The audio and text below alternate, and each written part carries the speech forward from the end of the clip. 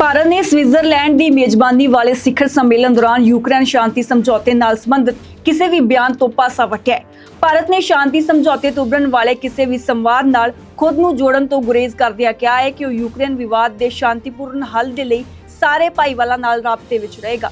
ਦੋ ਰੋਜ਼ਾ ਸਿਖਰ ਸੰਮੇਲਨ ਦੀ ਸਮਾਪਤੀ ਮੌਕੇ 80 ਦੇਸ਼ਾਂ ਨੇ ਸਾਂਝੇ ਤੌਰ ਤੇ ਇਨਵਾਈਟ ਕੀਤਾ ਸੀ ਕਿ ਰੂਸ ਨਾਲ ਯੁੱਧ ਸਮਾਪਤ ਕਰਨ ਲਈ ਕਿਸੇ ਵੀ ਸ਼ਾਂਤੀ ਸਮਝੌਤੇ ਦਾ ਆਧਾਰ ਯੂਕਰੇਨ ਦੀ ਖੇਤਰੀ ਅਖੰਡਤਾ ਹੋਵੇ। ਸਵਿਟਜ਼ਰਲੈਂਡ ਵਿਖੇ ਹੋਏ ਕੌਮਾਂਤਰੀ ਸਿਖਰ ਸੰਮੇਲਨ 'ਚ ਹਾਲਾਂਕਿ ਕੁਝ ਪ੍ਰਮੁੱਖ ਵਿਕਾਸਸ਼ੀਲ ਦੇਸ਼ ਸ਼ਾਮਿਲ ਨਹੀਂ ਹੋਏ। ਇਹ ਦੋ ਰੋਜ਼ਾ ਸਿਖਰ ਸੰਮੇਲਨ ਸਵਿਟਜ਼ਰਲੈਂਡ ਦੇ ਬਰਗੇਨਸਟਾਕ ਰਿਜ਼ੋਰਟ ਵਿੱਚ ਕਰਵਾਇਆ ਗਿਆ। ਰੂਸ ਨੂੰ ਸੰਮੇਲਨ ਲਈ ਇਨਵਾਈਟ ਨਹੀਂ ਕੀਤਾ ਗਿਆ। ਸੰਮੇਲਨ ਵਿੱਚ ਮੌਜੂਦ ਕਈ ਦੇਸ਼ਾਂ ਦੇ ਨੁਮਾਇੰਦਿਆਂ ਨੇ ਉਮੀਦ ਜਤਾਈ ਕਿ ਰੂਸ ਸ਼ਾਂਤੀ ਦੀ ਰੂਪਰੇਖਾ ਤੇ ਚਰਚਾ ਸ਼ਾਮਿਲ ਹੋ ਸਕਦਾ ਹੈ। ਵਧੇਰੇ ਪੱਛਮੀ ਅਤੇ ਕੁਝ ਪ੍ਰਮੁੱਖ ਵਿਕਾਸਸ਼ੀਲ ਦੇਸ਼ਾਂ ਸਣੇ ਕਰੀਬ 100 ਵਫਦ ਅਤੇ ਮਾਹਿਰ ਇਸ ਸ਼ਾਂਤੀ ਸੰਮੇਲਨ ਵਿੱਚ ਸ਼ਾਮਿਲ ਹੋਏ।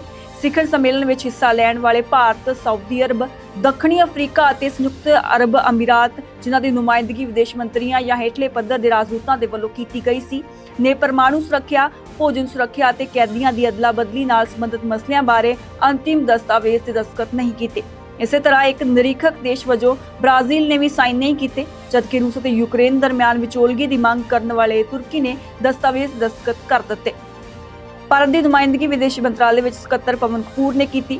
ਵਿਦੇਸ਼ ਮੰਤਰਾਲੇ ਨੇ ਕਿਹਾ ਕਿ ਭਾਰਤੀ ਵਫਦ ਨੇ ਸਿਖਰ ਸੰਮੇਲਨ ਦੇ ਉਦਘਾਟਨੀ ਅਤੇ ਸਮਾਪਤੀ ਸੈਸ਼ਨਾਂ ਵਿੱਚ ਸ਼ਿਰਕਤ ਕੀਤੀ। ਭਾਰਤ ਨੇ ਇਸ ਸੰਮੇਲਨ ਦੀ ਸਮਾਪਤੀ ਮੌਕੇ ਜਾਰੀ ਕੀਤੇ ਗਏ ਕਿਸੇ ਵੀ ਡਾਕੂਮੈਂਟ ਤੇ ਸਾਈਨ ਨਹੀਂ ਕੀਤੇ ਅਤੇ ਵਿਚਾਰ ਚਰਚਾ ਤੋਂ ਦੂਰੀ ਬਣਾਈ ਰੱਖੀ। ਬਿਆਨ ਦੇ ਵਿੱਚ ਕਿਹਾ ਗਿਆ ਹੈ ਕਿ ਸੰਮੇਲਨ ਵਿੱਚ ਭਾਰਤ ਦੀ ਸ਼ਮੂਲੀਅਤ ਯੂਕਰੇਨ ਸ਼ਾਂਤੀ ਫਾਰਮੂਲੇ ਤੇ ਆਧਾਰਿਤ ਪਿਛਲੀਆਂ NSA ਰਾਜਨੀਤਿਕ ਨਿਰਦੇਸ਼ਕ ਪੱਧਰੀ ਮੀਟਿੰਗਾਂ ਵਾਂਗ ਗੱਲਬਾਤ ਅਤੇ ਕੂਟਨੀਤੀ ਰਾਹੀਂ ਯੁੱਧ ਦੇ ਸ਼ਾਂਤੀਪੂਰਵਕ ਹੱਲ ਕੱਢੇ ਜਾਣ ਦੀ ਸਾਡੀ ਨੀਤੀ ਮੁਤਾਬਿਕ ਹੈ। ਵਿਦੇਸ਼ ਮੰਤਰਾਲੇ ਨੇ ਕਿਹਾ ਕਿ ਭਾਰਤ ਦਾ ਮੰਨਣਾ ਹੈ ਕਿ ਅਜਿਹੇ ਮਤੇ ਲਈ ਦੋਵਾਂ ਧਿਰਾਂ ਵਿਚਕਾਰ ਸੁਹਿਰਦ ਅਤੇ ਵਿਹਾਰਿਕ ਸ਼ਮੂਲੀਅਤ ਦੀ ਲੋੜ ਹੈ। ਬਿਆਨ ਦੇ ਵਿੱਚ ਕਿਹਾ ਗਿਆ ਹੈ ਕਿ ਇਸ ਸੰਬੰਧੀ ਭਾਰਤ ਜਲਦ ਅਤੇ ਸਥਾਈ ਸ਼ਾਂਤੀ ਲਿਆਉਣ ਦੇ ਸਾਰੇ ਯਤਨਾਂ ਵਿੱਚ ਯੋਗਦਾਨ ਪਾਉਣ ਲਈ ਸਾਰੇ ਭਾਈਵਾਲਾਂ ਦੇ ਨਾਲ-ਨਾਲ ਦੋਵੇਂ ਮੁਲਕਾਂ ਨਾਲ ਰਾਬਤੇ ਵਿੱਚ ਰਹੇਗਾ। ਅੰਤਿਮ ਦਸਤਾਵੇਜ਼ ਦੇ ਵਿੱਚ ਕਿਹਾ ਗਿਆ ਕਿ ਸੰਯੁਕਤ ਰਾਸ਼ਟਰ ਚਾਰਟਰ ਅਤੇ ਖੇਤਰੀ ਅਖੰਡਤਾ ਅਤੇ ਪ੍ਰਭੂਸੱਤਾ ਦਾ ਸਨਮਾਨ ਹੈ। ਯੂਕਰੇਨ ਦੇ ਵਿੱਚ ਇੱਕ ਵਿਆਪਕ, ਨਿਆਂਪੂਰਨ ਅਤੇ ਸਥਾਈ ਸ਼ਾਂਤੀ ਪ੍ਰਾਪਤ ਕਰਨ ਲਈ ਇੱਕ ਆਧਾਰ ਵਜੋਂ ਕੰਮ ਕਰ ਸਕਦਾ ਹੈ ਅਤੇ ਕਰੇਗਾ ਵੀ। ਦੱਸਦੀ ਕਿ 80 ਦੇਸ਼ਾਂ ਦੀ ਸ਼ਮੂਲੀਅਤ ਵਾਲੇ ਇਸ ਸੰਮੇਲਨ ਦਾ ਕੋਈ ਵੀ ਸੱਟਾ ਨਹੀਂ ਨਿਕਲਿਆ, ਕਿਉਂਕਿ 11 ਦੇਸ਼ਾਂ ਨੇ ਸਾਂਝੇ ਇਕਰਾਰਨਾਮੇ ਤੇ ਦਸਤਖਤ ਕਰਨ ਤੋਂ ਇਨਕਾਰ ਕਰ ਦਿੱਤਾ। ਦੁਰਜਾ ਸਿਖਰ ਸੰਮੇਲਨ ਦੇ ਵਿੱਚ 80 ਦੇਸ਼ ਸ਼ਾਮਿਲ ਹੋਏ ਸਨ। ਫਿਲਹਾਲ ਭਾਰਤ ਨੇ ਯੂਕਰੇਨ ਸ਼ਾਂਤੀ ਸਮਝੌਤੇ ਨਾਲ ਸੰਬੰਧਿਤ ਬਿਆਨ ਤੋਂ ਪਾਸਾ ਵਟ ਲਿਆ। ਭਾਰਤ ਨੇ ਸਵਿਟਜ਼ਰਲੈਂਡ ਦੀ ਮੇਜ਼ਬਾਨੀ ਵਾਲੇ ਸਿਖਰ ਸੰਮੇਲਨ ਦੌਰਾਨ ਯੂਕਰੇਨ ਸ਼ਾਂਤੀ ਸਮਝੌਤੇ ਨਾਲ ਸੰਬੰਧਿਤ ਕਿਸੇ ਵੀ ਬਿਆਨ ਤੋਂ ਪਾਸਾ ਵਟਿਆ। ਭਾਰਤ ਨੇ ਸ਼ਾਂਤੀ ਸਮਝੌਤੇ ਤੋਂ ਉਭਰਨ ਵਾਲੇ ਕਿਸੇ ਵੀ ਸੰਵਾਦ ਨਾਲ ਖੁਦ ਨੂੰ ਜੋੜਨ ਤੋਂ ਗੁਰੇਜ਼ ਕਰਦਿਆਂ ਕਿਹਾ ਹੈ ਕਿ ਉਹ ਯੂਕਰੇਨ ਵਿਵਾਦ ਦੇ ਸ਼ਾਂਤੀਪੂਰਨ ਹੱਲ ਦੇ ਲਈ ਸਾਰੇ ਭਾਈਵਾਲਾਂ ਨਾਲ ਰਾਬਤੇ ਵਿੱਚ ਰਹੇਗਾ।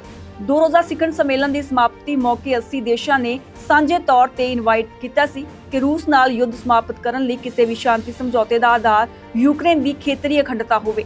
ਸਵਿਟਜ਼ਰਲੈਂਡ ਵਿਖੇ ਹੋਏ ਕੌਮਾਂਤਰੀ ਸਿਖਰ ਸੰਮੇਲਨ 'ਚ ਹਾਲਾਂਕਿ ਕੁਝ ਪ੍ਰਮੁੱਖ ਵਿਕਾਸਸ਼ੀਲ ਦੇਸ਼ ਸ਼ਾਮਿਲ ਨਹੀਂ ਹੋਏ। ਇਹ ਦੋ ਰੋਜ਼ਾ ਸਿਖਰ ਸੰਮੇਲਨ ਸਵਿਟਜ਼ਰਲੈਂਡ ਦੇ ਬਰਗੇਨਸਟਾਕ ਰਿਜ਼ੋਰਟ ਵਿੱਚ ਕਰਵਾਇਆ ਗਿਆ। ਰੂਸ ਨੂੰ ਸੰਮੇਲਨ ਲਈ ਇਨਵਾਈਟ ਨਹੀਂ ਕੀਤਾ ਗਿਆ। ਸੰਮੇਲਨ ਵਿੱਚ ਮੌਜੂਦ ਕਈ ਦੇਸ਼ਾਂ ਦੇ ਨੁਮਾਇੰਦਿਆਂ ਨੇ ਉਮੀਦ ਜਤਾਈ ਕਿ ਰੂਸ ਸ਼ਾਂਤੀ ਦੀ ਰੂਪਰੇਖਾ ਤੇ ਚਰਚਾ ਸ਼ਾਮਿਲ ਹੋ ਸਕਦਾ ਹੈ। ਵਧੇਰੇ ਪੱਛਮੀ ਅਤੇ ਕੁਝ ਪ੍ਰਮੁੱਖ ਵਿਕਾਸਸ਼ੀਲ ਦੇਸ਼ਾਂ ਸਣੇ ਕਰੀਬ 100 ਵਫਦ ਅਤੇ ਮਾਹਿਰ ਇਸ ਸ਼ਾਂਤੀ ਸੰਮੇਲਨ ਵਿੱਚ ਸ਼ਾਮਿਲ ਹੋਏ। ਸਿਖਰ ਸੰਮੇਲਨ ਵਿੱਚ ਹਿੱਸਾ ਲੈਣ ਵਾਲੇ ਭਾਰਤ, ਸਾਊਦੀ ਅਰਬ, ਦੱਖਣੀ ਅਫਰੀਕਾ ਅਤੇ ਸੰਯੁਕਤ ਅਰਬ ਅਮੀਰਾਤ, ਜਿਨ੍ਹਾਂ ਦੀ ਨੁਮਾਇੰਦਗੀ ਵਿਦੇਸ਼ ਮੰਤਰੀਆਂ ਜਾਂ ਹੇਠਲੇ ਪੱਧਰ ਦੇ ਰਾਜਦੂਤਾਂ ਦੇ ਵੱਲੋਂ ਕੀਤੀ ਗਈ ਸੀ, ਨੇ ਪਰਮਾਣੂ ਸੁਰੱਖਿਆ, ਭੋਜਨ ਸੁਰੱਖਿਆ ਅਤੇ ਕੈਦੀਆਂ ਦੀ ਅਦਲਾ-ਬਦਲੀ ਨਾਲ ਸੰਬੰਧਿਤ ਮਸਲਿਆਂ ਬਾਰੇ ਅੰਤਿਮ ਦਸਤਾਵੇਜ਼ ਤੇ ਦਸਤਖਤ ਨਹੀਂ ਕੀਤੇ। ਇਸੇ ਤਰ੍ਹਾਂ ਇੱਕ ਨਿਰੀਖਕ ਦੇਸ਼ ਵਜੋਂ ਬ੍ਰਾਜ਼ੀਲ ਨੇ ਵੀ ਸਾਈਨ ਨਹੀਂ ਕੀਤੇ, ਜਦਕਿ ਰੂਸ ਅਤੇ ਯੂਕਰੇਨ ਦਰਮਿਆਨ ਵਿਚੋਲਗੀ ਦੀ ਮੰਗ ਕਰਨ ਵਾਲੇ ਤੁਰਕੀ ਨੇ ਦਸਤਾਵੇਜ਼ ਦਸਤਖਤ ਕਰ ਦਿੱਤੇ। ਭਾਰਤ ਦੀ ਨੁਮਾਇੰਦਗੀ ਵਿਦੇਸ਼ ਮੰਤਰਾਲੇ ਵਿੱਚ ਸਕੱਤਰ ਪਵਨ ਕਪੂਰ ਨੇ ਕੀਤੀ। ਵਿਦੇਸ਼ ਮੰਤਰਾਲੇ ਨੇ ਕਿਹਾ ਕਿ ਭਾਰਤੀ ਵਫਦ ਨੇ ਸਿਖਰ ਸੰਮੇਲਨ ਦੇ ਉਦਘਾਟਨੀ ਅਤੇ ਸਮਾਪਤੀ ਸੈਸ਼ਨਾਂ ਵਿੱਚ ਸ਼ਿਰਕਤ ਕੀਤੀ। ਭਾਰਤ ਨੇ ਇਸ ਸੰਮੇਲਨ ਦੀ ਸਮਾਪਤੀ ਮੌਕੇ ਜਾਰੀ ਕੀਤੇ ਗਏ ਕਿਸੇ ਵੀ ਡਾਕੂਮੈਂਟ ਤੇ ਸਾਈਨ ਨਹੀਂ ਕੀਤੇ ਅਤੇ ਵਿਚਾਰ ਚਰਚਾ ਤੋਂ ਦੂਰੀ ਬਣਾਈ ਰੱਖੀ। ਬਿਆਨ ਦੇ ਵਿੱਚ ਕਿਹਾ ਗਿਆ ਹੈ ਕਿ ਸੰਮੇਲਨ ਵਿੱਚ ਭਾਰਤ ਦੀ ਸ਼ਮੂਲੀਅਤ ਯੂਕਰੇਨ ਸ਼ਾਂਤੀ ਫਾਰਮੂਲੇ ਤੇ ਆਧਾਰਿਤ ਪਿਛਲੀਆਂ NSA ਰਾਜਨੀਤਿਕ ਨਿਰਦੇਸ਼ਕ ਪੱਧਰੀ ਮੀਟਿੰਗਾਂ ਵਾਂਗ ਗੱਲਬਾਤ ਅਤੇ ਕੂਟਨੀਤੀ ਰਾਹੀਂ ਯੁੱਧ ਦੇ ਸ਼ਾਂਤੀਪੂਰਵਕ ਹੱਲ ਕੱਢੇ ਜਾਣ ਦੀ ਸਾਡੀ ਨੀਤੀ ਮੁਤਾਬਿਕ ਹੈ। ਵਿਦੇਸ਼ ਮੰਤਰਾਲੇ ਨੇ ਕਿਹਾ ਕਿ ਭਾਰਤ ਦਾ ਮੰਨਣਾ ਹੈ ਕਿ ਅਜਿਹੇ ਮਤੇ ਲਈ ਦੋਵਾਂ ਧਿਰਾਂ ਵਿਚਕਾਰ ਸੁਹਿਰਦ ਅਤੇ ਵਿਹਾਰਿਕ ਸ਼ਮੂਲੀਅਤ ਦੀ ਲੋੜ ਹੈ।